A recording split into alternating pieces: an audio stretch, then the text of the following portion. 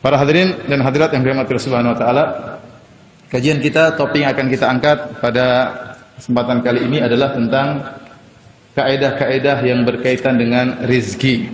Kaedah-kaedah yang berkaitan dengan rizki. Pembahasan seperti ini menjadi lebih perlu untuk diketahui, terutama tatkala kita hidup di masa-masa krisis. Namun kita jangan sampai seperti orang-orang yang Allah sebutkan dalam Al-Quran, innal insana li rabbihi lakanud. Sungguhnya manusia itu berkeluh kesah kepada Rabbnya. Kata Hasan al-Basri, siapa? Yaitu yadhkuru al-masaib wa yansan ni'am. Yaitu orang yang selalu menyebut-nyebut musibah-musibah yang dia alami dan dia lupa akan nikmat-nikmat yang Allah berikan kepada dia. Selama ini Allah berikan nikmat, selama ini Allah berikan kemudahan, selama ini dia mendapatkan keuntungan berlipat ganda. Mungkin tahun-tahun ini dia mengalami masa sulit, maka jangan dia lupakan nikmat-nikmat pada tahun-tahun yang lalu yang Allah berikan kepada dia, dan terlalu banyak nikmat yang Allah telah berikan kepada dia meskipun dalam masa-masa krisis. Hendaknya kita senantiasa bersyukur kepada Allah apapun kondisi kita. Oleh karenanya pembahasan masalah mengenai rezeki terasa semakin penting di masa-masa seperti ini. Ada 4 perkara atau 4 kaedah yang perlu kita ketahui. Kaedah yang pertama, para hadirin dan hadirat yang dirahmati oleh Allah Subhanahu wa taala, kita harus yakin bahwasanya yang memberi rezeki kepada kita semata-mata hanyalah Allah Subhanahu wa taala. Ya, Allah Subhanahu wa taala yang memberi rezeki kepada para hambanya. Tidak ada pemberi rezeki selain Allah Subhanahu wa taala. Dan hal ini juga diakui oleh orang-orang musyrikin Arab. Orang-orang musyrikin Arab yang didakwahi oleh Nabi sallallahu alaihi wasallam supaya masuk Islam, mereka juga mengakui bahwasanya pemberi rezeki satu-satunya hanyalah Allah Subhanahu wa taala. Karenanya Rasulullah sallallahu alaihi wasallam berdalil dengan pengakuan mereka terhadap tauhid rububiyah, seakan-akan Nabi berkata, wahai kaum musyrikin Arab, kalau kalian mengakui bahwasanya yang memberi rezeki hanyalah Allah Subhanahu wa taala, kalau begitu hanya kepada Allah lah kalian beribadah. Ini diungkapkan dalam Al-Qur'an dalam beberapa ayat. Di antaranya Allah Subhanahu wa taala berfirman, "Qul may yarzuqukum minas sama'i wal ardi amman yamliku sam'a wal absara wa may yukhrijul hayya minal mayyit wa yukhrijul mayyita minal hayy wa may yudabbirul amr fasayaquluna Allah faqul afala tattaqun."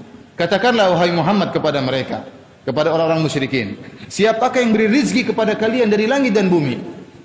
Siapa yang beri rezeki kepada kalian dari langit dan bumi? Dan siapakah yang menguasai pendengaran dan penglihatan? Dan siapa yang menghidupkan, yang mengeluarkan yang hidup dari yang mati dan yang mati dari yang hidup? Dan siapa yang mengatur alam semesta ini?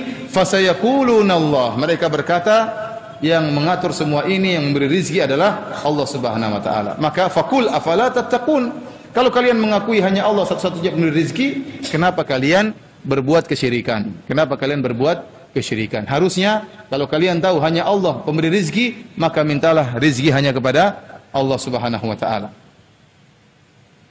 Demikian juga Ibrahim alaihissalam mengingkari kaumnya tatkala mereka menyembah berhala. Sementara berhala mereka tidak bisa memberi rezeki kepada mereka. Dan Nabi Ibrahim menyuruh mereka untuk mentauhidkan Allah Subhanahu wa taala karena Allah yang menciptakan mereka dan memberi rezeki kepada mereka.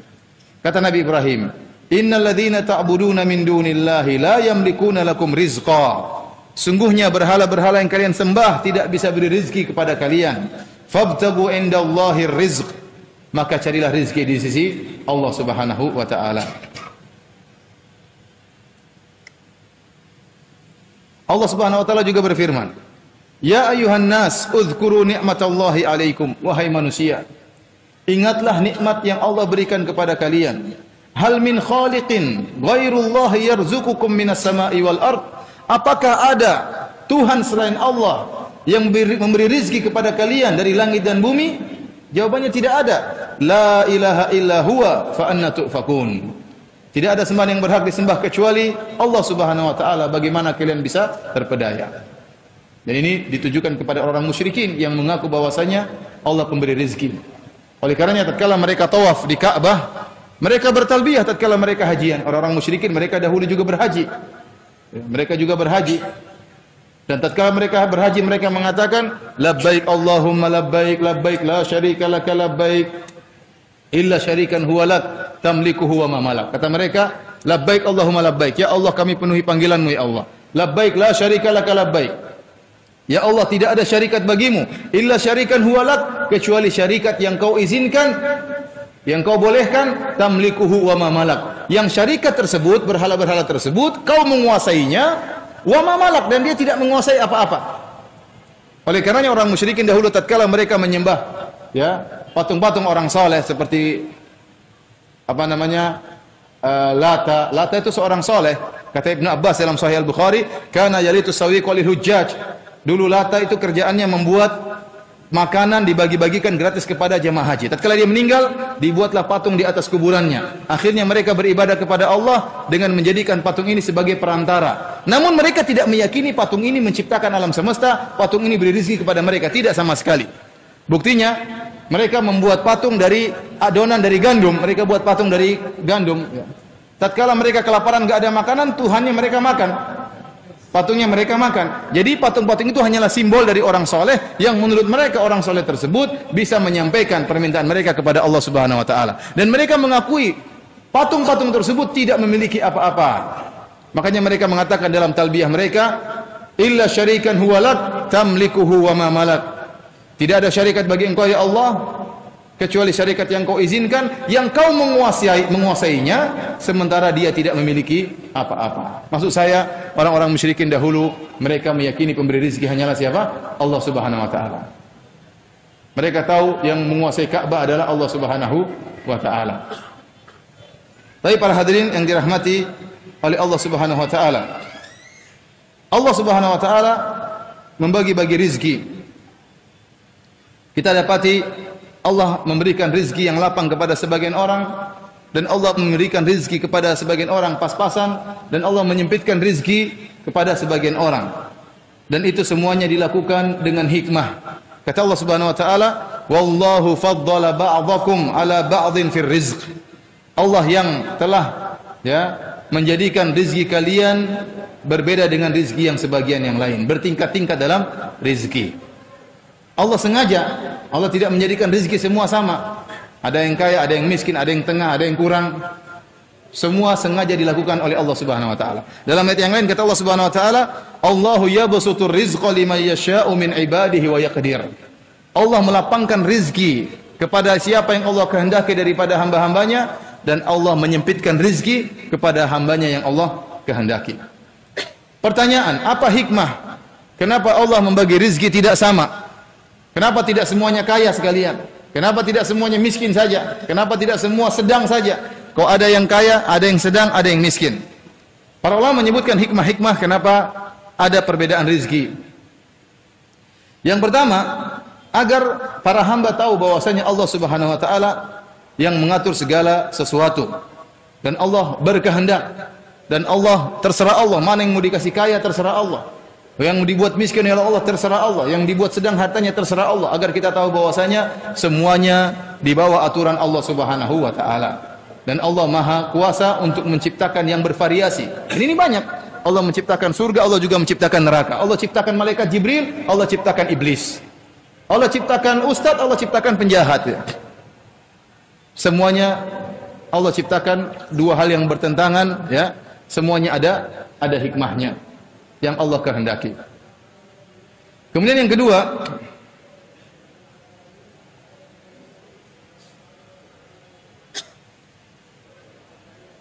Allah menjadikan rizki bertingkat-tingkat agar si kaya bersyukur kepada Allah Subhanahu Wa Taala, dan dia bisa masuk surga dengan syukurnya kepada Allah. Dan orang yang hartanya kurang, agar dia bersabar, dia bisa beribadah kepada Allah dengan sabar, sehingga dia masuk surga dengan bersabar kepada Allah Subhanahu Wa Taala. Dan Allah tahu si fulan ini, kalau seandainya diberi harta yang berlebihan, mungkin dia tidak bisa bertahan, mungkin goyah imannya, maka Allah takdirkan dia hartanya pas-pasan. Allah lebih tahu tentang yang terbaik buat dia. Selama dia bertakwa kepada Allah, selama seorang bertakwa kepada Allah, yakinlah bahwasanya apa yang Allah takdirkan itu yang terbaik bagi dia.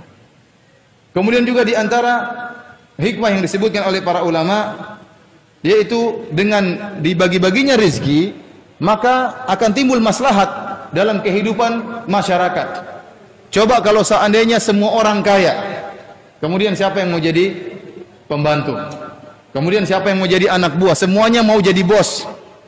Maka kemaslahatan di alam semesta ini tidak akan berjalan. Kalau semuanya kaya, semuanya jadi bos, ya, maka tidak akan terjadi kemaslahatan. Tidak ada yang disuruh dan tidak ada yang menyuruh. Kalau semuanya miskin pun demikian. Sama, kemaslahatan tidak akan berjalan. Maka kita harus tahu di antara hikmah yang Allah yang luar biasa dengan terciptanya tingkatan manusia dalam taraf ekonomi, ini ada kemaslahatan yang Allah kehendaki. Karena Allah Subhanahu wa taala berfirman, "Walau basatallahu rizqa li ibadihi labagaw fil ard."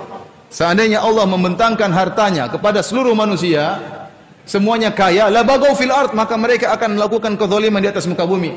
Banyak orang kalau diberikan kelebihan harta sudah dia malas ibadah, mungkin dia berzina, mungkin dia minum khamar, mungkin dia apa saja kepuasan dia lakukan. Kepuasan dunia, syahwat dunia akan dia puaskan. Ya. Oleh karenanya sebagian orang Allah kasih musibah supaya apa? Supaya dia ingat Allah. Saya sering ketemu orang, Ustaz, alhamdulillah saya dapat musibah, kalau enggak mungkin saya lupa sama Allah Subhanahu wa taala. Tidak bersyukur. Allah yang mengatakan, "Lau basatallahu rizqa li ibadihi labaghaw fil ard." Seandainya Allah membentangkan rezekinya kepada para hamba, maka mereka akan melakukan kezaliman di atas muka bumi. Walakin yunazzilu biqadari ma yasha. Akan tapi Allah menurunkan rezeki sesuai dengan kadar masing-masing yang Allah kehendaki. Innahu bi ibadihi khabirum basir. Allah lebih mengetahui, Maha mengetahui tentang para hambanya. Dalam ayat yang lain Allah Subhanahu wa taala berfirman, "Ahum yuqsimuna rahmata rabbik." Apakah mereka yang bagi-bagi rezeki Allah Subhanahu wa taala? Nahnu qasamna bainahum ma'isyatahum fil hayatid dunya wa rafa'na ba'dahum fawqa ba'dhin darajatin liyattakhidha ba'dhum ba'dhan sukhriya wa rahmatu rabbika khairum mimma yajma'un. Kata Allah, kamilah yang membagi rezeki kami kepada mereka dalam kehidupan mereka. Dan kami menjadikan sebagian lebih tinggi derajatnya daripada sebagian yang lain, agar sebagian yang lain bisa memerintah yang lain. Dan kayanya dia ada maslahat. Si kaya bisa berinfak dan yang lainnya. Si miskin bisa bersabar. Si miskin malam-malam berdoa kepada Allah, "Ya Allah, berikan rezeki kepada aku." Kalau diberi rezeki dia enggak pernah berdoa kepada Allah Subhanahu wa taala. Jadi antum senantiasa husnudzon kepada Allah Subhanahu wa taala. Taib, ini kaidah yang pertama, yakin bahwasanya yang beri rezeki hanyalah siapa? Allah. Kaidah yang kedua, bahwasanya rizki sudah dijamin oleh Allah Subhanahu wa taala. Yang kedua, rizki sudah dijamin oleh Allah Subhanahu wa taala. Sebenarnya perkaranya sih berkaitan dengan keyakinan. Antum yakin ajal antum sudah ditentukan? Yakin atau tidak? Yakin ajal sudah ditentukan. Nah, ajal dan rizki sebenarnya sama saja. Sebagaimana ajal antum telah ditentukan, rizki juga sudah ditentukan. Allah jamin. Allah berfirman dalam surat Hud ayat 6, "Wa ma min dabbatin fil ardi illa 'ala Allahi rizquha." Tidak ada satu hewan melata di atas muka bumi pun kecuali Allah yang menjamin rizkinya. Kata Allah, "Kullun fi kitabim mubin." Semuanya sudah dicatat di Lauhil Mahfuz. Rizkinya ayam, rizkinya kambing, rizkinya antum, rizkinya ini, rizki si fulan, semua sudah dicatat di Lauhil Mahfuz. Allah Subhanahu wa taala berfirman, "Wa ka'ayyin min dabbatin la tahmilu rizqaha Allahu yarzuquha wa iyyakum." Ya. Hewan-hewan, binatang-binatang tidak membawa rezeki mereka. Allah yang memberi rezeki kepada mereka. Demikian juga Allah memberi rezeki kepada kalian. Wa huwas samiul alim. Dan Dia Maha mendengar lagi Maha mengetahui. Allah berfirman, "Allahu yarzuquha wa iyyakum." Allah beri rezeki kepada hewan-hewan dan Allah beri rezeki kepada kalian. Supaya kita ingat bahwasanya yang dijamin rezekinya bukan antum-antum saja. Hewan-hewan juga dijamin rezekinya oleh Allah Subhanahu wa taala. Kalau hewan-hewan bisa hidup yang tidak punya otak, tidak bisa berakal, ente yang punya otak masa tidak bisa hidup? Semuanya dijamin oleh Allah Subhanahu wa taala. Ya. Hewan-hewan yang berada di bawah lautan, dasar lautan bisa dapat makanan. Hewan-hewan yang terbang di langit juga bisa dapat makanan. Hewan-hewan yang berada dalam lubang-lubang yang ada dalam bumi semuanya dapat makanan, maka antum juga mestinya dapat makanan.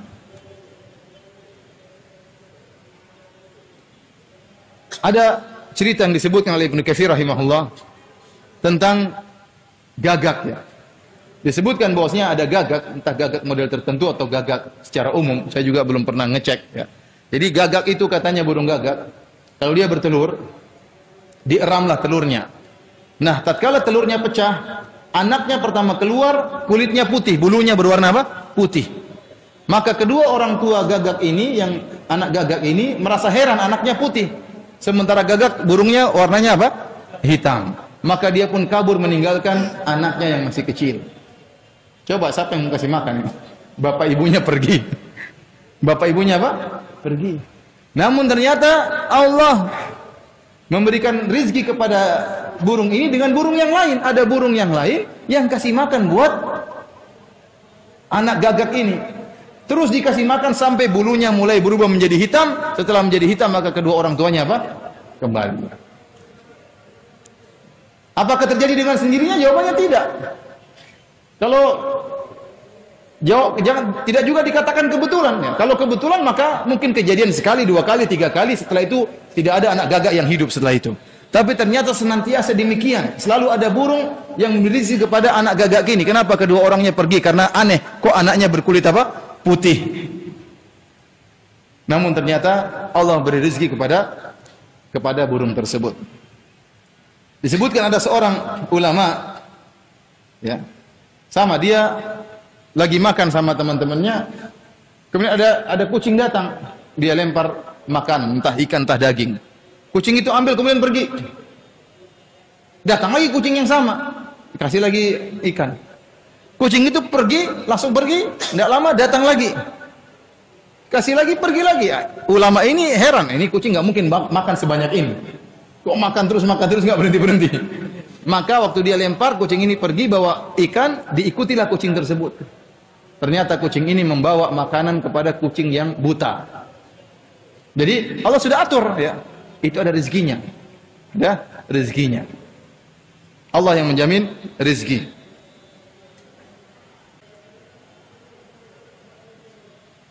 Nggak usah jauh-jauh ya. Ini contoh yang sering kita lihat ya. Antum di Tanah Abang aja kan, banyak kios-kios kan? Ya, banyak kios-kios. Jualannya sama kadang-kadang apa? Berdempetan. Semuanya makan alhamdulillah. Rezeki Allah bagi. Ada toko HP berdampingan, 1 2 seperti di Madinah tuh. Toko ini, semua toko HP harganya juga mirip-mirip, bahkan harganya mungkin sama. Tapi semuanya bisa makan buktinya, bisa berkembang, bisa punya mobil, bisa macam-macam. Berarti rezeki yang atur siapa? Allah Subhanahu wa taala. Allah yang jamin. Meskipun mungkin ada yang lebih murah, toh semuanya jalan, semuanya bisa berkembang. Allah yang jamin. Yang penting jangan berantem aja. Yang penting jangan berantem. Saya sering ya, misalnya turun dari pesawat atau datang ke Jakarta, saya lihat manusia di Jakarta ini berapa juta sih? Banyak sekali. Tidak ada sawah ladang, tidak ada kebun-kebun, tapi semuanya bisa makan, bisa kenyang hari ini. Ya. Antum lihat manusia berapa ini? Banyak sekali. Semuanya bisa, antum lihat ada sawah ladang, ada tumbuh-tumbuhan, ada macam-macam, tapi lihat bangunan sebanyak itu, lihat yang hidup berapa orang dalam bangunan semua itu. Ya. Antum tidak lihat lalu lalang juga ada tomat, ada apa macam, tapi ternyata semuanya bisa makan. Toh semuanya kenyang alhamdulillah. Bagaimana itu urusan Allah Subhanahu wa taala. Kok tidak terlambat beras, kok tidak terlambat, semuanya Allah yang atur. Semuanya bisa makan. Tapi para hadirin yang dirahmati oleh Allah Subhanahu wa taala, kaidah yang ketiga,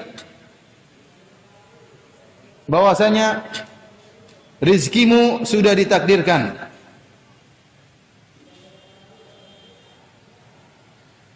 Bahwa rizkimu sudah ditakdirkan. Dan ini telah termaktub dalam banyak dalil. Di antaranya Rasulullah SAW bersabda, "Kataballahu maqadiral khalaiqi qabla an yakhluqas samawati wal ard bi 50,000 sanah." Sungguhnya Allah telah mencatat takdir seluruh hamba sebelum Allah menciptakan langit dan bumi 50.000 tahun.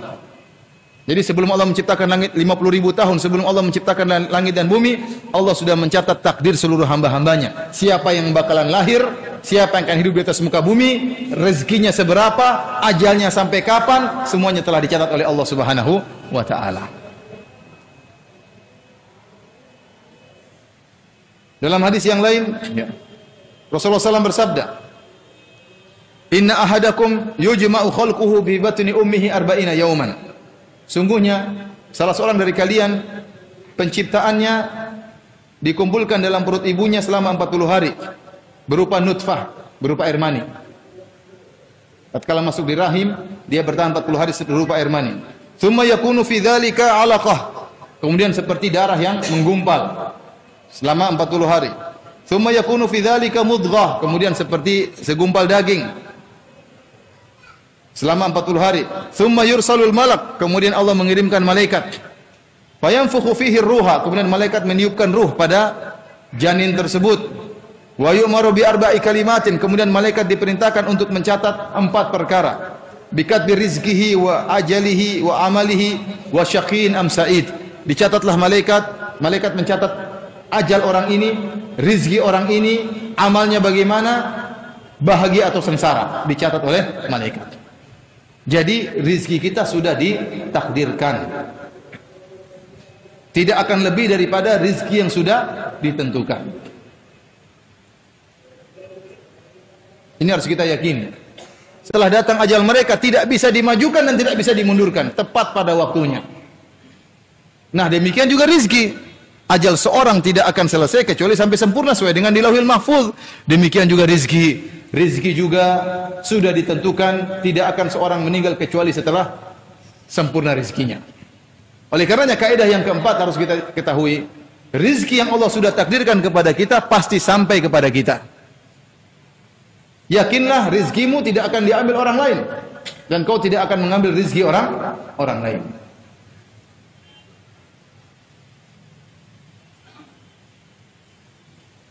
Dalam hadis Rasulullah SAW bersabda, "Inna ruhal kudusi nafatha fi ru'i." Sungguhnya malaikat Jibril meniupkan dalam ruhku, dalam dadaku. "Inna nafsan lan tamuta hatta tastakmila rizqaha." Sungguhnya satu jiwa pun tidak akan meninggal sampai dia sempurnakan rezekinya. "Fattaqullaha wa ajmilu fi talab." Kalau begitu perkaranya, bertakwalah kepada Allah dan baguskanlah kalian dalam mencari rezeki. Jangan mencari rezeki yang halal. Jangan mencari rezeki yang haram. Ya. Karena rezeki sudah ditentukan. Disebut ada seorang soleh. Ada seorang soleh dia masuk masjid. Waktu dia masuk masjid, dia menitipkan ontanya atau himarnya kepada seorang di luar. Karena dia ingin sholat. Orang ini rupanya bawa lari kekangan onta atau kekangan himarnya dibawa lari, kemudian dijual di pasar 2 dirham. Setelah itu, orang yang jual tadi jualan di dekat masjid. Jual kekang yang sama. Maka setelah orang soleh itu sholat di masjid, dia keluar dan dia mengambil uang 2 dirham dengan niat untuk diberikan kepada orang yang dia titipkan tadi ontanya. Rupanya orang tadi mencuri dan dijual 2 dirham. Akhirnya dia berikan kepada orang lain. Intinya dia mengatakan rizki dia 2 dirham. Allah ingin memberikan kepada dia 2 dirham yang halal, namun dia mencari 2 dirham dengan cara yang haram. Rizkinya tidak berubah, sama saja 2 dirham. Sama saja 2 dirham. Cuma dia memperoleh 2 dirham dengan cara yang haram. Disebutkan ada seorang jatuh dari tempat yang tinggi. Tapi orang-orang kaget, orang ini jatuh dari tempat yang tinggi, dia belum meninggal. Kok belum meninggal? Kemudian dia kehausan, dia ingin minum susu atau secangkir air. Dibawakan air kepada dia, begitu dia minum, meninggal dunia. Berarti dia belum bisa meninggal, kenapa? Masih ada rizki yang belum selesai, yaitu rizki secangkir susu. Setelah dia minum baru meninggal dunia. Karena Rasulullah SAW mengatakan tidak akan seorang pun meninggal sampai rezekinya disempurnakan.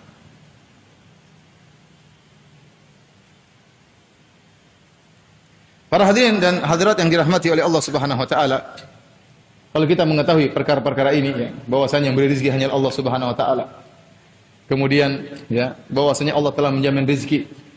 Kemudian kita tahu juga bahwasanya ya, rezeki kita sudah ditakdirkan, dan kita tahu bahwasanya rezeki yang sudah ditakdirkan tersebut pasti akan sampai kepada kita.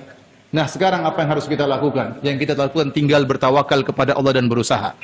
Karena rezeki itu akan datang. Apakah dengan cara yang halal atau dengan cara yang haram. Maka tadi Rasulullah SAW mengatakan, ya, fattaqullaha wa ajmilu fit talab. Bertakwalah kepada Allah dan baguskanlah cara mencari rezeki kalian. Makanya bukan berarti jangan disalahpahami. Kalau seorang menyatakan bahwasanya rezeki saya sudah ditakdirkan maka saya tidak perlu mencari rezeki, akan datang dengan sendirinya. Ini adalah perkara yang salah. Ya, Rasulullah sallallahu alaihi wasallam menyuruh kita untuk bersemangat. Yang bermanfaat kita lakukan. Kata Rasulullah sallallahu alaihi wasallam, "Ihris ala ma yanfa'uk wasta'in billah."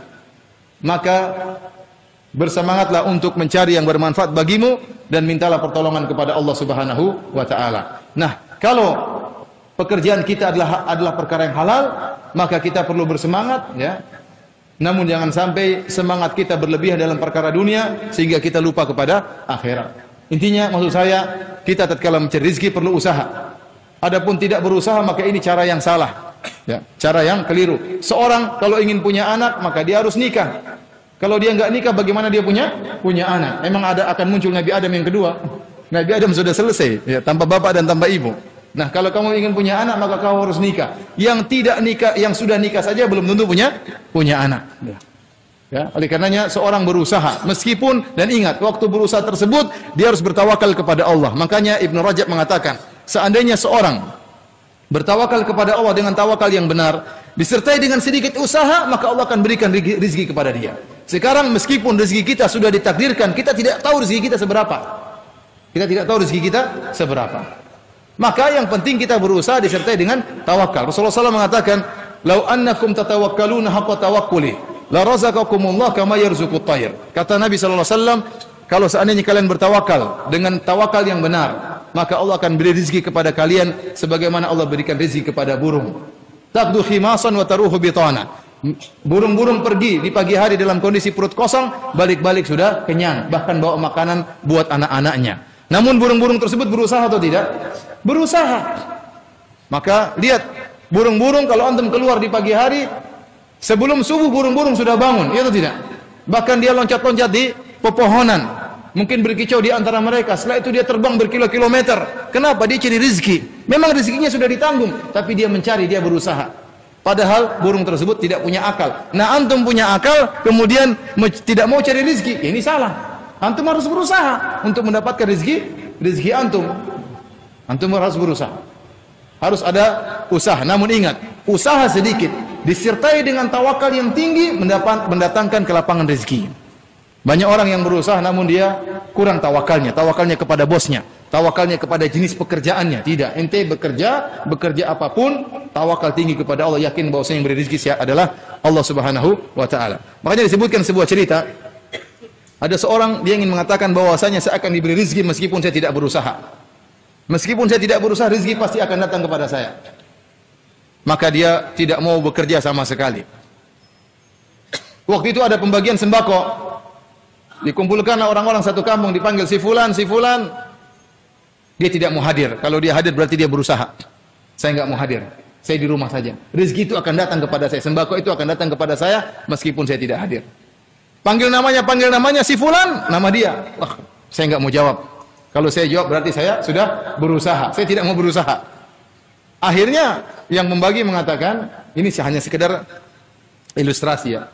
Yang membagi mengatakan, wah, mungkin dia lagi sakit, antar aja sembakonya ke rumahnya. Nah, benar kan? Sembakonya akan datang meskipun dia tidak berusaha. Maka yang bagi tadi bawa sembako ke rumahnya.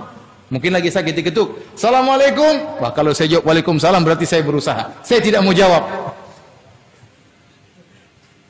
Saya yakin rezeki itu akan apa? Sampai. Assalamualaikum. Saya tidak mau jawab. Kalau saya jawab berarti saya berusaha. Akhirnya yang tukang bagi mengatakan, oh mungkin nggak ada orangnya. Saya kasih orang lain aja. Waktu mau pergi, dia ketakutan. Akhirnya dia, ada orang di dalam.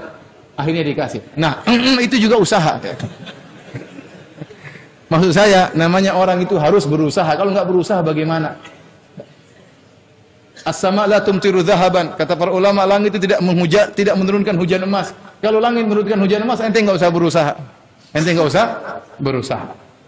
Oleh karenanya, seorang harus berusaha disertai dengan tawakal yang sedikit, rezekinya akan lancar. Daripada ente ngoyo tidak berkah. Kalau ente bekerja ngoyo tidak ingat kepada Allah, ente tidak berkah. Ada seorang soleh dikatakan kepada dia, wahai fulan, harga semua naik, bagaimana kamu? Kata dia, saya tidak peduli meskipun sebutir gandum harganya 1 dinar emas. Saya tidak peduli. Yang penting saya beribadah kepada Allah.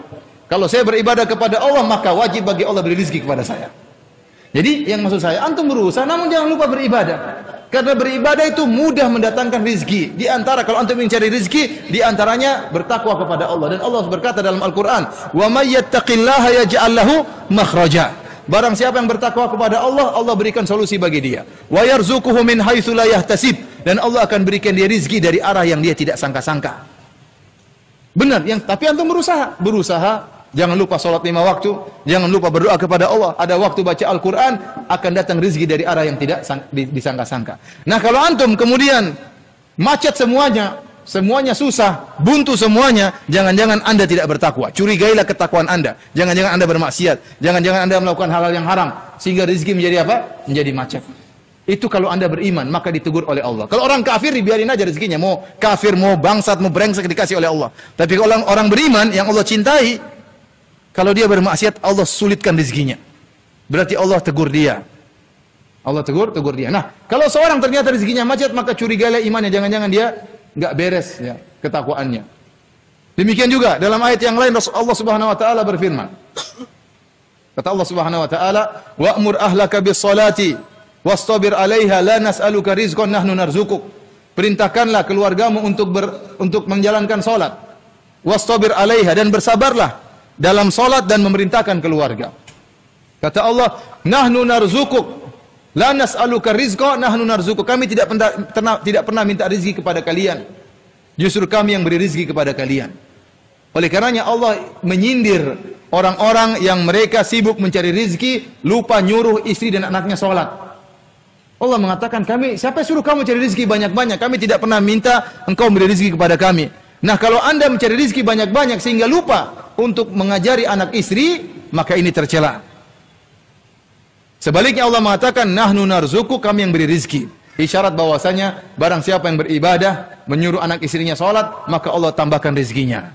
Yakinlah kalau Anda bekerja, pulang ke rumah ingatkan anak istri, SMS anak istri, sudah sholat atau belum? Telepon, sudah sholat atau belum? Ini menambah rizki Anda. Ada sebab-sebab yang mendatangkan rizki di luar daripada yang kita hayalkan, di luar daripada yang bisa kita lihat. Seperti ketakwaan. Seperti tadi sholat menambah rizki. Salat menambah rizki. Contohnya menyambung silaturahmi. Rasulullah SAW bersabda, "Man ahabba an yubsata lahu fi rizqihi wa yunassa'a fi atharih falyasil rahimah." Barang siapa yang ingin dilapangkan rezekinya dan ingin dipanjangkan umurnya, sambung silaturahmi. Ini di antara pintu rezeki. Sisihkan waktu, berikan hadiah buat orang tua, terutama nyambung silaturahmi dengan orang tua. Berikan hadiah emas buat ibu. Berikan kalung buat ibu, kasih uang buat ibu, senangkan hati orang tua di masa tua. Dai pasti ente jadi dai yang sukses. Ente jadi pedagang pasti menjadi pedagang yang sukses. Saya punya teman Jakarta, subhanallah, dia cerita, dulu dia kerja jadi pegawai bertahun-tahun sampai puluhan tahun lalu, sampai kemudian gaji dia dapat gaji 13 juta. 13 atau 15 juta saya lupa. 15 juta. Kemudian rencananya uang tersebut dia olah ingin buka usaha baru sebagai modal. Qadarullah waktu itu ibunya terlilit utang. Dan ditagih oleh rentenir. Maka dia pun uang 15 juta tersebut, kalau nggak salah ibunya utang 13 juta, maka dia bayar 13 juta tersebut. Kemudian ditanya lagi, "Bu, masih ada utangnya, Bu?" Coba ibu pikir-pikir masih ada utang atau tidak, jangan dibayar belakangan. Ibunya cari-cari lagi, ternyata masih 2 juta. Habislah 15 juta tersebut semuanya untuk bayar utang ibunya. Sekarang teman saya itu kerjanya sebulan cuma 3 jam. Pemasukan ratusan juta tiap bulan. Kenapa? Allah beri berkah. Kenapa? Karena dia memperhatikan orang tuanya. Oleh karenanya, di antara penyambung rezeki antum, sambung silaturahmi. Kalau orang tua antum sudah meninggal dunia, lihat bibi, lihat tante, telepon dia, kasih hadiah. Ya, kakak, adik. Jangan malas-malas untuk apa? Untuk menyambung silaturahmi. Saya punya keluarga ada, dia pernah mengumpulkan seluruh keluarganya dari Irian, dari Sulawesi, datang semua. Dengan tiket pesawat, dia ganti seluruh tiket pesawatnya. Kenapa? Untuk kumpul bareng-bareng, silaturahmi. Alhamdulillah, meninggal dalam kondisi kaya. Dipanjangkan umurnya, sampai umur 80 lebih. Ya. Makanya yakinlah bahwasanya ada pintu-pintu rizki yang mungkin tidak kita lihat. Kita hanya melihat perkara yang zahir. Padahal ada pintu-pintu rizki yang lain. Di antaranya bertakwa. Ya, di antaranya tadi menyambung silaturahmi. Di antaranya sering sholat sunnah. Nanti sering sholat, insya Allah rezekinya lancar. Allah yang jamin tadi. Allah yang jamin. Di antaranya bersedekah. Bersedekah. Kata Rasulullah SAW, ma naqasat shadaqatun min mal. Bahwasanya sedekah harta tidak akan berkurang dengan sedekah. Harta tidak akan berkurang dengan sedekah. Yang bilang siapa? Nabi SAW. Zahirnya berkurang. Kalau anda punya uang 500 ribu, anda sedekahkan 100 ribu, tinggal 400 ribu. Zahirnya. Tapi kata Nabi, tidak akan berkurang. Bagaimana caranya? Itu urusan Allah Subhanahu Wa Taala. Itu urusan Allah. Kalau anda bersedekah, pasti kembali lebih banyak. Tapi jangan bilang kembalinya 70 kali lipat, 120 kali lipat. Ini nggak ada dalilnya. Intinya kembali pasti lebih banyak, cepat atau lambat. Dan sering diganti dengan cepat oleh Allah Subhanahu Wa Taala. Dan biasanya diganti lebih banyak. Biasanya diganti lebih banyak. Dalam hadis, ya ibna Adam, unfik alaik. Wahai anak Adam, berinfaklah. Maka kau akan diinfaki. Allah akan berinfak kepadamu. Allah akan berikan rezeki kepadamu. Dan terlalu banyak kita dengar cerita. Seorang berinfak, Allah ganti pada saat itu juga. Terkadang dengan jumlah yang sama, terkadang seringnya dengan nominal yang lebih. Ya. Subhanallah, saya mengenal seorang, dia berinfak hari ini 6 juta. Kemudian besok dia berinfak 3 juta. Setelah dia berinfak 6 juta, tahu-tahu ada yang kasih uang dia juga 6 juta. Besoknya dia berinfak 3 juta, tahu-tahu ada yang kirim transfer juga 3 juta. Apa ini kebetulan? Jawabannya tidak mungkin kebetulan. Kenapa nominalnya bisa sama? Di hari yang sama. Karena yang ngatur siapa? Allah Subhanahu Wa Taala. Allah akan bukakan hati-hati orang lain untuk memudahkan rezeki kepada anda. Jadi jangan lupa, ingat ada sebab-sebab rezeki di luar daripada perkara yang zahir. Maka sisihkan waktu ya untuk bertakwa kepada Allah, sisihkan waktu untuk salat, dan jangan lupa untuk bersedekah. Niscaya rezeki anda ya akan ditambah oleh Allah Subhanahu Wa Taala. Dan yang terakhir yang saya sampaikan, bahwasanya tugas kita di sini adalah untuk beribadah kepada Allah. Kata Allah Subhanahu Wa Taala, "Wa ma khalaqtul jinna wal insa illa liya'budun. Ma uridu minhum min rizqin wa ma uridu ayyut'imun. Innallaha huwar razzaqu dzul quwwatil matin." Kata Allah, tidaklah aku ciptakan jin dan manusia kecuali untuk beribadah kepadaku. Aku tidak minta rezeki kepada mereka, dan aku tidak minta mereka memberi makan kepadaku. Innallaha huwar razzaq. Justru Allah yang beri rezeki. Justru Allah yang beri rezeki. Nah, kalau anda berusaha dan tidak lupa beribadah kepada Allah, yakinlah anda akan dijamin rezekinya oleh Allah Subhanahu Wa Taala. Yang jadi masalah jika seorang mencari rezeki ngoyo, kemudian berusaha payah, lupa untuk beribadah. Ya, ini yang jadi masalah. Ini yang menjadi masalah. Dia lupa bahwasanya tugas dia di atas muka bumi adalah beribadah, bukan mencari rezeki. Rezekinya ya mau ngoyo atau tidak akan datang kepada dia. Seorang mukmin yang penting berusaha. Mau dia berusaha payah, mau dia sedikit-sedikit, intinya dia berusaha. Mau dia mati-matian berusaha atau kurang mati-matian, rezekinya sama. Rezekinya sama. Taruhlah dia mati-matian hari ini dapat 1 juta, nanti anaknya juga sakit, harus ada keluar duitnya. Maka kalau dia berusaha hari ini sesuai dengan waktu yang wajar, sisanya dia baca Quran, sisanya dia insya Allah Allah beri berkah. Insya Allah Allah beri berkah. Antum lihat ya, di antara bukti ketakwaan berpengaruh tentang rezeki. Sekarang bandingkan saja Indonesia dengan Arab Saudi. Arab Saudi itu tidak ada yang rajin. Ini benar ini. Antum pergi kantor-kantor, mana ada yang rajin kemudian bekerja banting tulang seperti kita, part time, tambahan time, dan time yang lainnya. Banting tulang, tapi subhanallah duitnya segitu-segitu aja. Di Arab Saudi orang santai-santai, minum kopi. Kita lagi setengah mati, dia sabar katanya minum teh dulu. Ngobrol. Waktunya sholat, dia sholat. Memang dia ngawur bekerjanya, tapi rezekinya apa? Lancar. Mana Indonesia dibandingkan Saudi? Lebih kaya Indonesia. Indonesia semuanya ada. Minyak bumi ada, gas bumi ada, hutan ada, semua diekspor. Bahkan perempuan pun juga diekspor jadi TKW. Saking banyak yang diekspor. Tapi tidak kaya-kaya. Kenapa? Kurangnya takwa saja. Supaya anda kasih keyakinan sama antum bahwasanya takwa itu berpengaruh dalam masalah rezeki. Allah yang mengatakan, "Wa may yattaqillaha yaj'al lahu makhraja." Barang siapa yang bertakwa, Allah berikan jalan solusi. Wa yarzuquhu min haitsu la yahtasib. Dan Allah berikan rezeki kepada dia dari arah yang dia tidak sangka-sangka. Maka antum berusaha, antum bekerja, waktunya salat, ya. Dan saya sampaikan kepada antum, Allah memuji dalam Al-Quran. Allah tidak memuji orang yang di masjid terus, yang baca Quran terus, yang zikir terus, tidak. Tapi yang Allah puji orang yang berdagang, orang yang bekerja, yang bertransaksi, tetapi jika datang panggilan Allah, dia sholat. Kata Allah Subhanahu wa taala, antum catat ayat ini biar antum tidak lupa-lupa. Ya. Jangan sedih jadi pedagang ya. Masuk surga tidak harus jadi ustaz. Dalam surat Nur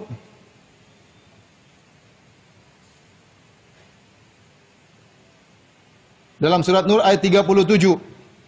Surat 24 ayat 37.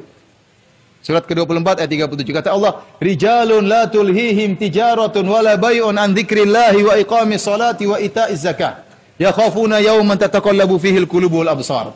Para lelaki yang mereka berdagang, mereka bertransaksi, tetapi perdagangan mereka dan transaksi mereka tidak melalaikan mereka dari mengingat Allah, dari salat. Ini yang Allah uji, Allah puji orang-orang seperti ini. Kenapa mereka hebat? Mereka harus cari rizki. Kenapa? Karena mereka punya tanggung jawab untuk ngurus anak dan istri. Mereka harus bekerja. Kenapa? Mereka ingin menafkahi orang tua mereka. Tetapi pekerjaan tersebut tidak melalaikan mereka untuk salat, untuk berzikir kepada Allah, untuk mengingat hari kematian, untuk ikut pengajian, untuk bersedekah, untuk baca Quran. Ini yang hebat seperti ini. Ini yang Allah puji. Maka saya katakan, Allah tidak memuji orang di masjid terus baca Quran terus nggak pernah bekerja. Tidak, ini tidak pernah disebut dalam Al-Quran. Justru sebaliknya Allah memuji orang yang bekerja, namun pekerjaannya tidak melalaikan dia dari apa? Dari mengingat Allah Subhanahu wa taala. Dan husnudzon kepada Allah. Allah tidak akan biarkan kita kalau kita bertakwa kepada Allah. Antum dulu waktu dalam perut siapa yang kasih rezeki? Antum nggak bisa apa-apa dalam perut, Allah sudah kasih rezeki. Sampai 9 bulan Allah kasih rezeki melalui ibu antum. Setelah itu antum keluar bayi nggak bisa apa-apa, cuma bisa menangis. Tahu-tahu Allah beri rezeki dengan air susu dari ibu antum. Tahu-tahu Allah sudah latih bagaimana cara menyusu dari ibu antum. Allah yang latih, sudah tahu, tiba-tiba sudah bisa. Allah kasih rezeki. Kemudian Allah kasih rezeki sampai ente besar, sampai kuliah, sampai lulus. Tahu-tahu takut, jangan-jangan saya nggak dapat rezeki. Kok bisa seperti itu? Kenapa sekarang sudah pintar, sudah lulus, sudah punya gelar, kok malah takut nggak dapat rezeki? Uang tuh antum masih kecil saja Allah kasih rezeki. Maka jangan seorang suudzon kepada Allah Subhanahu wa taala. Yang penting dia berusaha disertai dengan takwa, maka insya Allah Allah akan berikan dia kepada dia rezeki yang cukup bagi dia ya, dan akan membahagiakan dia. Wallahu taala alam bisawab. Ya, ini saja mungkin yang bisa sampaikan. Kalau ada yang bertanya saya persilakan. 5 jam tidak ada yang mewajibkan antum. Yang penting mau saya waktunya salat. Pengajian seminggu sekali hadir. Tiap hari baca Quran jangan lupa. Ya. Antum dikumandangkan azan, datang pas kumandangkan azan salat. Setelah salat baca Quran 1 lembar 2 halaman. Kalau 5 kali sudah banyak, sudah 10 halaman. Alhamdulillah. Yang ingin belajar lebih nggak jadi masalah. Yang penting jangan sampai dia melalaikan kewajibannya. Yang penting anaknya, istrinya dia penuhi kewajibannya, maka nggak jadi masalah. Sisa waktunya dia gunakan untuk menuntut ilmu. Keadaan bermaksiat kepada Allah seperti mati dalam kondisi berzina. Apa termasuk takdir yang telah Allah tetapkan? Iya, semua yang terjadi sudah ditulis di Lauhil Mahfuz. Di antara beriman kepada takdir, antuk minabil qadari khairihi wa syarrihi. Engkau beriman kepada takdir baik maupun takdir yang buruk. Kita beriman. Dan jangan ada yang berkata, "Ustaz, kalau saya sudah ditakdirkan masuk neraka, buat apa saya beramal? Ustaz, kalau saya sudah ditakdirkan miskin, buat apa saya bekerja?" Jawabannya, kamu tidak tahu takdirmu. Kalau kau sudah tahu di Lauhil Mahfuz, kau pernah nengok Lauhil Mahfuz, saya di neraka, sudah ente enggak usah beramal. Percuma.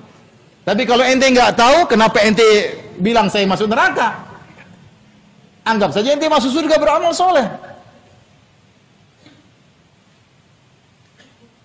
Oleh karenanya, karena kita tidak tahu apa takdir kita, maka tugas kita adalah berusaha. Kita tidak tahu bagaimana nasib kita.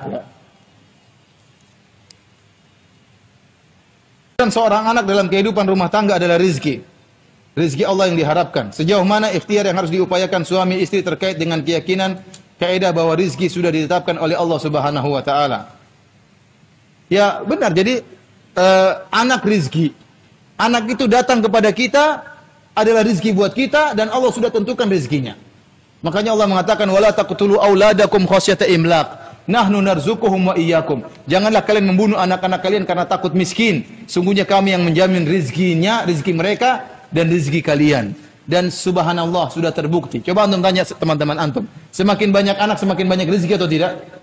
Saya tanya sama antum, coba antum bandingkan waktu antum masih muda, masih belum punya anak dengan sekarang sudah punya anak. Mana rezekinya lebih lancar? Hah? Ini kenyataan saja, kita survei. Coba antum ingat, sekarang yang punya anak 3 angkat tangan. Yang 3 dan di atas lebih daripada 3. Saya bukan tanya istri 3 ya, anak 3. Yang punya anak 3 dan lebih daripada 3, angkat tangan. Baik. Sekarang saya tanya, mungkin ada yang keluar dari kaidah, tapi saya tanya, coba dia ingat waktu dia belum nikah dengan punya anak 3, mana rezekinya lebih lancar? Setelah punya anak kan? Setelah nikah, setelah punya anak, rezekinya pasti lebih lancar. Kenapa? Allah yang menjamin apa? Rezeki anaknya. Ini kenyataan. Semua saya ketemu orang, anak saya lebih banyak, rezekinya lebih lancar. Ya terkadang memang tidak, itu ujian berarti. Itu berarti apa? Ujian. Namun kaidah umum, semakin banyak anak, semakin banyak rezeki. Ustaz, semakin banyak istri juga semakin banyak rezeki. Wah, itu saya kurang tahu kalau itu. Karena banyak orang poligami ternyata tidak bertakwa, akhirnya rezekinya kacau juga. Harus bertakwa kepada Allah.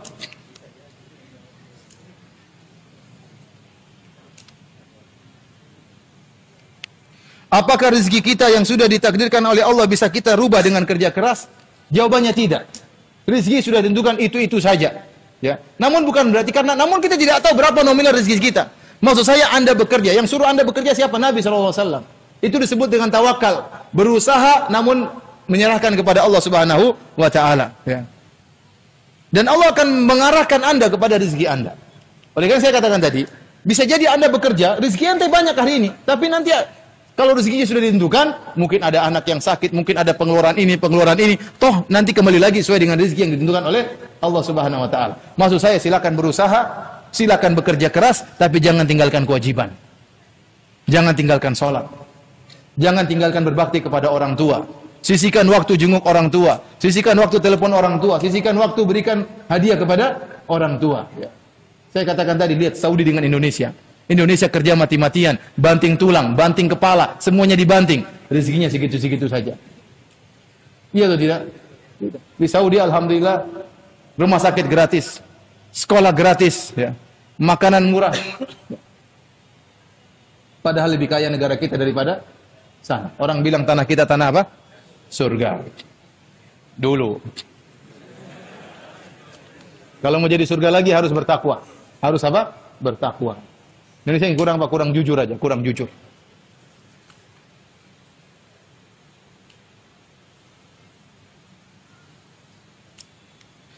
Ustaz, apakah dengan amalan puasa sunnah seperti puasa Senin Kemis, Yaumul Bid, rezeki kita bisa bertambah? Sekarang semuanya amalan harus ada poin lebihnya. Antum pokoknya bertakwa kepada Allah, ya. Insya Allah rezeki lancar. Yang penting maksudnya bertakwa dan bekerja. Jangan puasa doang tidak bekerja. Pergi ke toko-toko jualan-jualan, waktunya sholat-sholat. Rezekinya Allah atur. Kalau ingin puasa sunnah, alhamdulillah. Ya. Yang penting sempat baca Quran tiap hari. Bagaimana seorang muslim lewat tidak ada satu halaman dia baca tiap hari. Orang muslim bagaimana? Jauh dari Allah Subhanahu Wa Taala. Baca Facebook berjam-jam kuat. Baca WhatsApp ketawa ketiwi kuat. Baca Quran baru setengah jam sudah ngantuk. Satu halaman sudah apa? Ngantuk. Tidak kuat. Maksud saya bekerja, mau puasa sunnah, mau sedekah, semua yang bertakwa, semua yang berkaitan dengan ketakwaan secara umum menambahkan rezeki kepada kita. Namun jangan bikin ingat puasa Senin Kemis tambah rezeki. Ya, ini tidak ada dalil khusus, tapi dia secara apa? Secara umum bahwasanya ketakwaan itu menambah rezeki dari arah yang tidak kita sangka-sangka. Ustadz, apa yang harus dilakukan apabila dihadapkan dengan rezeki yang haram? Jika ditolak, dikucilkan rekan kerja. Biar aja dikucilkan rekan kerja. Biar aja dikucilkan rekan kerja. Ente makan yang haram, ya. Kullu lahmin nabata an suhtin fannaru aula bihi. Setiap daging yang tumbuh dari hal yang haram, maka neraka lebih utama untuk membakarnya. Hati-hati, jangan.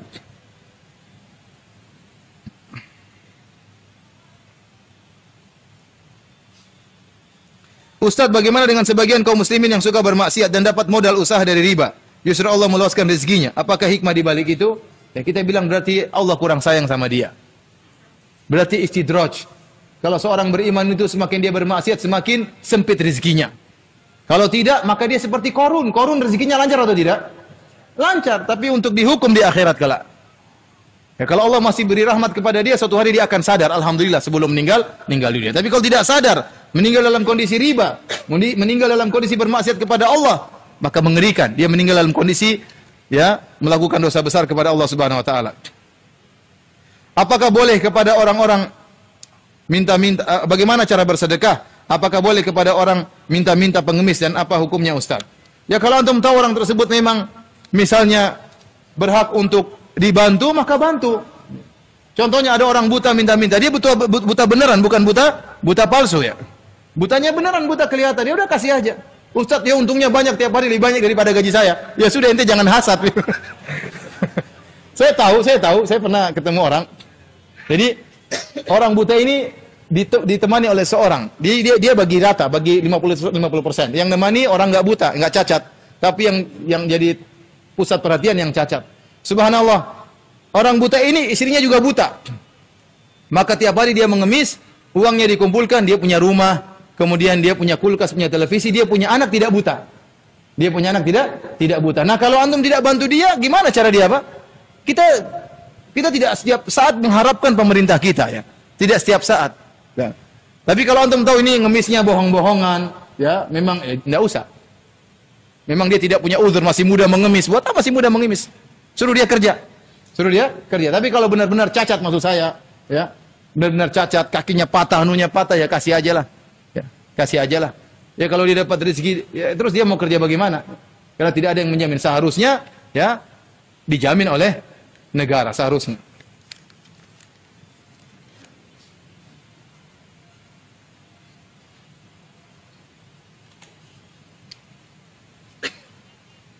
Untuk rezeki kita lancar, kita memperbanyak zikir istighfar. Iya benar. Dan perbanyak sholat duha. Adapun sholat duha tidak ada dalilnya secara khusus. Ya intinya sholat duha dan sholat-sholat yang lainnya termasuk dalam ketakwaan. Tetapi di antara hal yang memudahkan rezeki adalah istighfar, perbanyak istighfar. Oleh karena Hasan Al-Basri rahimahullah pernah didatangi oleh seorang.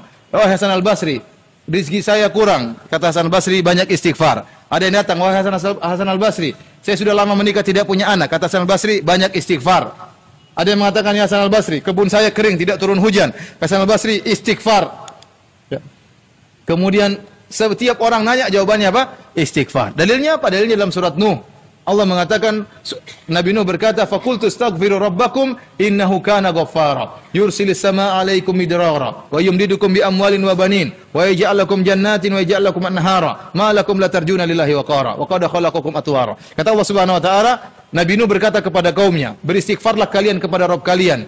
Niscaya Allah akan turunkan hujan yang lebat yang berkah. Dan Allah akan perbanyak anak-anak kalian. Dan Allah akan perbanyak rizki kalian." Ini dalil bahwasanya istighfar mudah menambah anak-anak dan juga menambah apa? Rizki. Banyak istighfar. Kesulitan apapun yang kita hadapi banyak istighfar. Karena tidak ada kesulitan, kesialan yang menimpa kita kecuali karena maksiat yang kita lakukan. Maka tidak akan terangkat kesulitan tersebut. Tidak terangkat kesialan tersebut kecuali kalau kita beristighfar dan bertobat kepada Allah Subhanahu wa taala.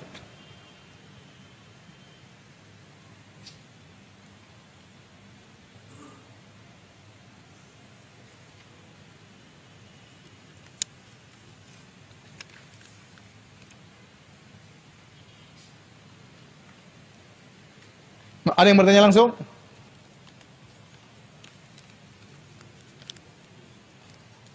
Kalau tidak ada jam kepada bank dalam rangka untuk mengembangkan bisnisnya, segera bertobat kepada Allah, segera lunasi secepatnya.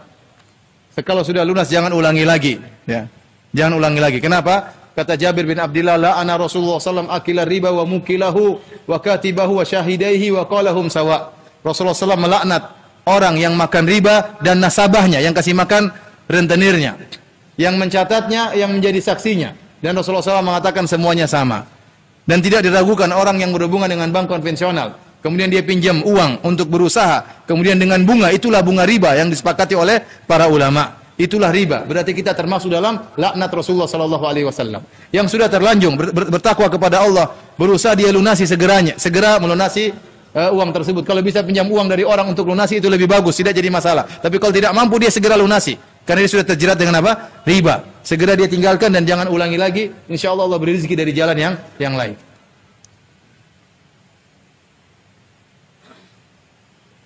Warahmatullahi wabarakatuh. Rezeki itu banyak ya. Ya. Tetapi konotasi orang-orang tatkala mendengar rezeki maksudnya apa? Rezeki apa? Berupa harta. Sebenarnya segala kenikmatan itulah apa? Rezeki. Kesehatan itu rezeki yang mahal. Punya anak, punya istri, rezeki yang mahal. Ya. Diberi waktu luang, itu rezeki yang mahal. Bisa beribadah, itu rezeki yang mahal. Ya.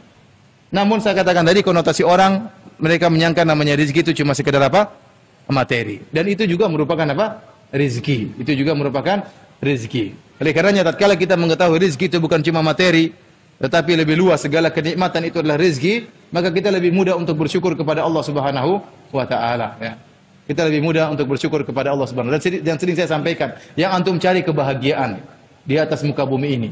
Ya akhi, bahagia tidak mesti kaya. Bahagia tidak mesti kaya. Saya sering lihat ada supir yang lebih bahagia daripada majikannya. Ada supirnya santai. Saya pernah dijemput sama orang supir, ya. Waktunya dia pergi, Ustaz sebentar ya Ustaz, saya mau ke masjid ngapa? Salat apa? Duha. Supir salat apa? Duha. Majikannya pusing mikir, wah ini masalah gini-gini. Supirnya santai-santai aja. Lebih bahagia apa? Supirnya. Maksud saya, bukan berarti kebahagiaan pada kekayaan. Antum terkadang antum lihat foto pejabat, antum kasihan lihat dia. Betapa banyak wajah dia itu mengisyaratkan betapa banyak tanggungan, beban yang ada di benaknya. Mending ente jualan dagang di Tanah Abang. Iya. Sudah jualan laku, pulang ke rumah makan bakso, pulang tidur lagi besok, enggak terlalu banyak pikiran. Antum kira pejabat tidak banyak pikiran? Banyak pikiran. Meskipun dia kaya, belum tentu dia lebih bahagia daripada Anda. Belum tentu dia bisa baca Quran, belum tentu dia bisa sholat, belum tentu dia bisa ikut apa? Pengajian, belum tentu dia bisa ketemu bercengkrama dengan istrinya, belum tentu. Terus bahagia dari mana? Belum tentu dia bisa melihat anak-anaknya. Ente masih bisa pulang tiap hari lihat anak, lihat apa? Istri. Apa itu bukan kebahagiaan, itu rizki. Oleh karenanya antum yang penting cari rizki, jangan lupa beribadah. Itu saja maksud saya. Intinya pengajian kita ini silakan cari rizki, tapi jangan lupa waktunya sholat, waktunya baca Quran, waktunya ikut pengajian, ikut apa? Pengajian. Rizki Allah yang atur, yang penting berusaha. Silakan. Waalaikumsalam warahmatullahi wabarakatuh. Kalau kita ingin tahu halal dan haram harus kembali kepada Al-Quran dan Sunnah. Karena tidak ada yang berhak menghalalkan dan haram kecuali Allah Subhanahu wa taala, kecuali Nabi sallallahu alaihi wasallam. Wala taqulu lima tasifu alsinatukumul kadhiba, hadza halalun wa hadza haram. Kata Allah, janganlah kalian mengucapkan dengan perkataan dengan lisan kalian yang dusta, kalian mengatakan ini halal, ini haram. Litaftaru 'alallahil kadhib, karena kalian berusaha atas nama Allah. Oleh karenanya barang saya mengatakan ini halal atau haram, ternyata tidak ada dalilnya, berarti dia telah berusaha atas nama Allah Subhanahu wa taala. Nah, sekarang kita bertanya, musik haram atau tidak? Kita cek.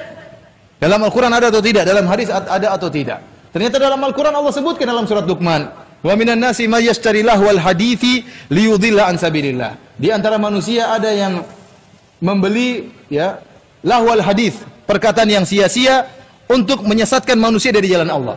Para sahabat menafsirkan yang dimaksud dengan perkataan sia-sia adalah lagu yang disertai dengan musik. Lagu yang disertai dengan apa? Musik. Dalam Sahih Bukhari Rasulullah SAW mengatakan, la yakunanna aqwamun min ummati yastahilluna al-hira wal harira wal khamra wal ma'azif. Akan ada dari umatku suatu kaum yang mereka menghalalkan zina, menghalalkan kain sutra bagi lelaki, menghalalkan khamr, bir, dan menghalalkan alat-alat musik. Oleh karenanya 4 mazhab, ya, baik mazhab Hambali, baik mazhab Syafi'i, baik mazhab Maliki, ya, baik mazhab Hanafi, semuanya mengharamkan musik, dan ini ijma'.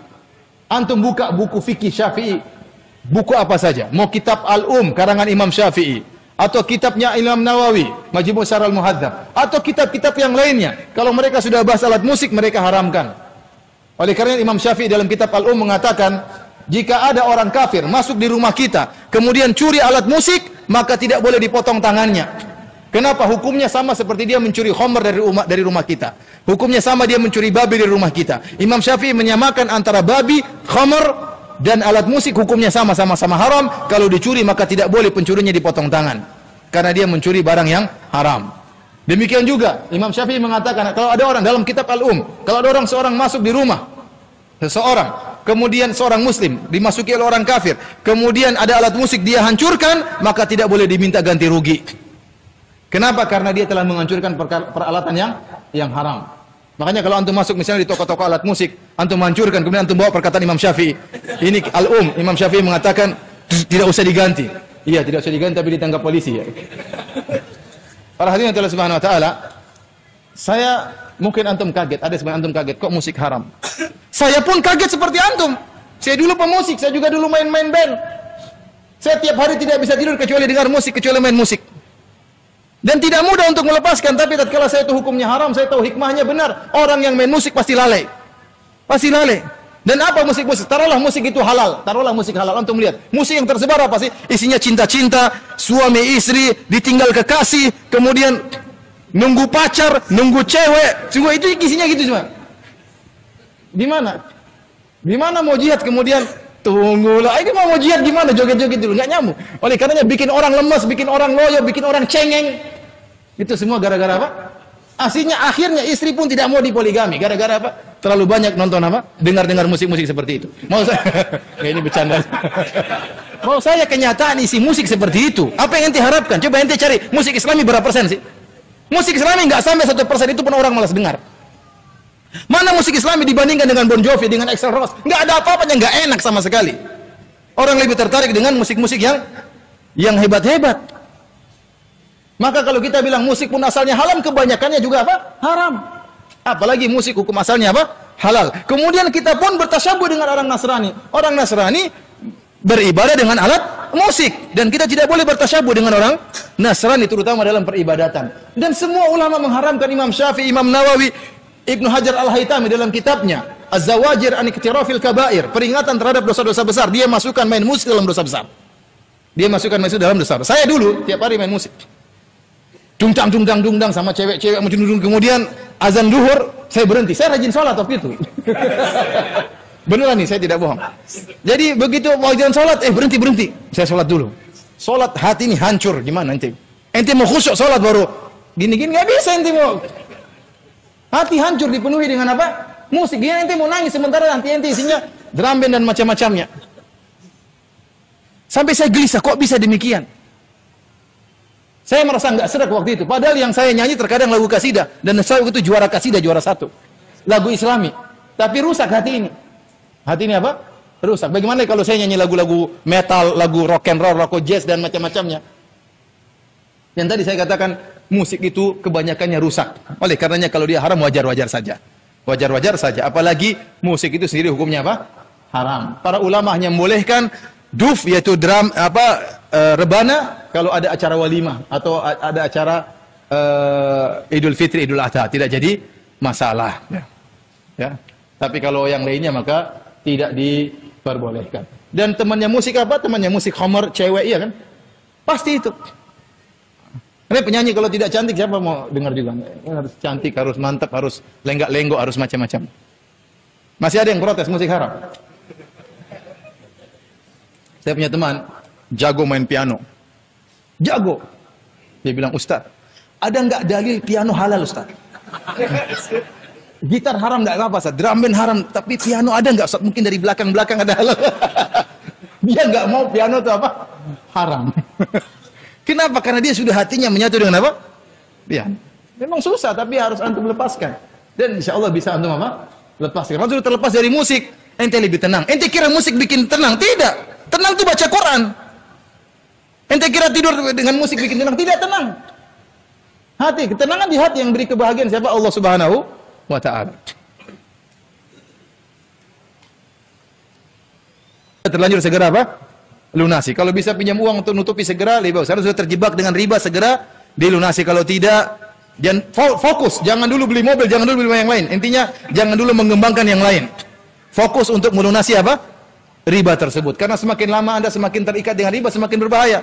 Oleh karena segera fokus untuk dilunasi, untuk mengurangi kemudaratan yang sudah terlanjur Anda terjebak di dalamnya. Baik, ada lagi yang bertanya? Terakhir. Silakan.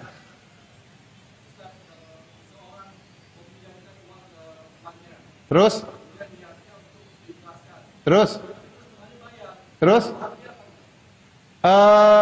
Ya terserah dia. Ya. Dia niatkan ikhlas ya. Terus temannya bayar ya. Kalau dia terima berarti sudah tidak dapat pahala. Dia kan niatnya tadi ingin mengikhlaskan. Ya. Kalau dia terima dia tidak berdosa, dia tidak apa? Berdosa.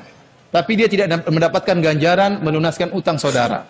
Di antara dalam hadis Rasulullah SAW mengatakan, wa ahabul a'mali ilallah, dan amalan yang paling dicintai oleh Allah Subhanahu wa taala, sururun tudkhiluhu fi qalbi muslim, yaitu rasa senang yang kau masukkan dalam hati seorang muslim. Di antaranya au taqdi anhu dainan, atau kau lunaskan hutangnya. Di antara amalan yang mulia, kita melunaskan hutang teman kita atau kita mengurangi hutang teman kita. Harusnya teman kita hutangnya 100 juta sama kita bilang bayar aja 70 juta. 30 juta saya ikhlaskan. Nah, kalau ternyata dia bayar semua, kita terima semua, berarti pahala tersebut hilang. Tapi kita dapat pahala niat. Kita dapat pahala niat, bukan pahala amalan. Saya pernah punya hutang sama teman saya orang Saudi. Lagi perlu waktu itu. Teman saya waktu safar, saya telepon, ya akhi, saya butuh uang. Saya nggak tahu pinjam kemana. Saya tidak punya kenal waktu itu ya. Maka teman saya bilang, ya sudah, ada uang. Kamu ke Masjid Nabawi, nanti ketemu si Fulan. Nanti dia kasih kamu amplop, itu dari saya. Akhirnya saya datang ke Masjid Nabawi, dikasih amplop beberapa ribu real. Saya ambil. Waktu itu kemudian setelah bulan Ramadan, saya bilang, insya Allah dalam sebulan 2 bulan saya ganti. Pas bulan Ramadan saya dapat rezeki. Maka saya telepon dia, saya SMS, saya telepon nggak diangkat, saya SMS. Akhi, saya ingin bayar utang, alhamdulillah Allah kasih rezeki. Saya mau bayar utang. Kemudian dia kirim SMS kepada saya. Dia bilang, wahai Firanda, di antara amalan yang terbaik adalah menyenangkan hati saudara. Dan saya senang kalau kamu terima uang tersebut sebagai hadiah dari saya. Karena kau telah menyenangkan saya. Yang menyenangkan siapa ini ceritanya? Jadi subhanallah, dengan tawadhunya dia mengatakan, terimalah uang tersebut, karena itu hadiah dari saya, dan menerima hadiah itu menyenangkan hati apa? Saya. Kalau begini caranya, saya nggak bisa ngutang lagi. Setelah itu saya nggak bisa ngutang lagi sama dia. Kenapa? Kalau saya pinjam nanti kalau nggak mau diganti, nggak enak ngutangnya, cari orang lain lagi minta ngutang. Demikian saja para hadirin Allah Subhanahu Wa Taala kajian kita. Jangan lupa cari rezeki, silakan. Perhatikan anak istri. Jangan lupa beri hadiah buat orang tua, buat bapak ibu. Jangan lupa telepon tante, telepon paman, telepon bibi, adik-adik, kakak, ditelepon semua, kasih hadiah. Ini menambah rezeki, cari rezeki, dan jangan lupa beribadah kepada Allah Subhanahu Wa Taala.